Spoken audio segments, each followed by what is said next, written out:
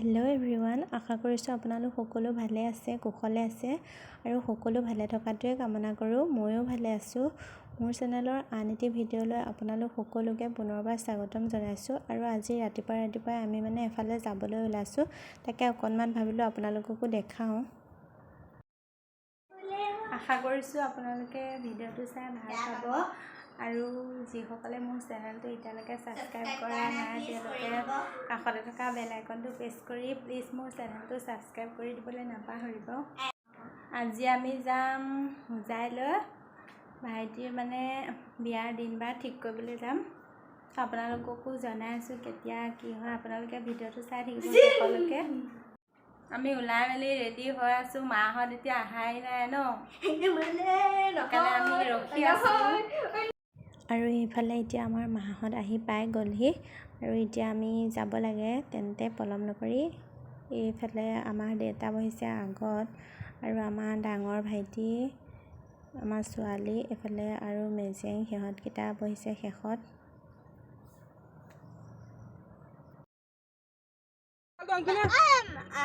চাই আছে তামোল পাণ নানিলি না।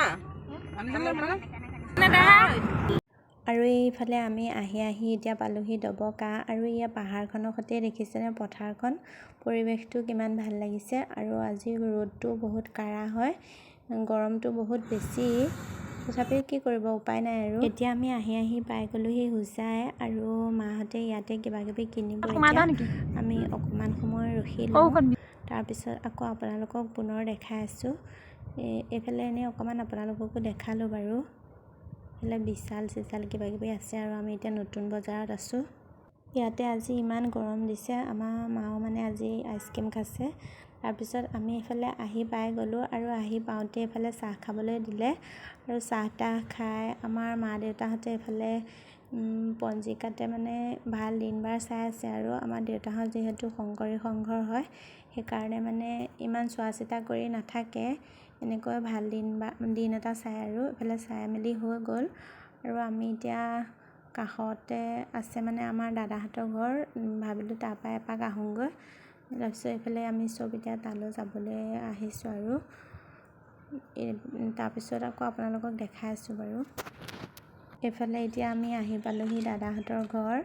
তাৰপিছতে এইখন হ'ল আমাৰ ভতিজাজনী স্কুল, ঘৰৰ পৰা শুনিয়ে থাকে কি পঢ়াইছে আৰু।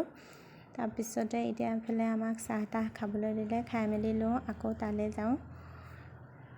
আৰু এইফালে দেখিবলৈ পাইছে আমি আহি একদম কাপোৰ কানি সলাই মেলি ল'লোঁ, কাৰণ এতিয়া আমি গাঁৱৰ ঘৰত আহি আছোঁ। গাঁৱৰ ঘৰত এইফালে সোমাই মেলি আমি ঘৰলৈ যামগৈ আৰু সেইকাৰণে মই কাপোৰ চাপোৰ চেঞ্জ কৰি ল'লোঁ। আৰু এইফালে দেখিছেনে মথাউৰি কাণে কাণে আমি এতিয়া আহি আছোঁ। গাঁৱৰ পৰিৱেশটো অকণমান দেখাই দিছোঁ আপোনালোককো। এতিয়া আমি আহি গাঁৱৰ ঘৰে পালোহি। আৰু আপোনালোকক আচল কথাটো কোৱাই নহ'ল যে বিয়াৰ দিন বাৰ কেতিয়া ঠিক কৰা হ'ল। নৱেম্বৰৰ 21 আৰু 22 তাৰিখে, আঘোণৰ 4 আৰু 5 তাৰিখে।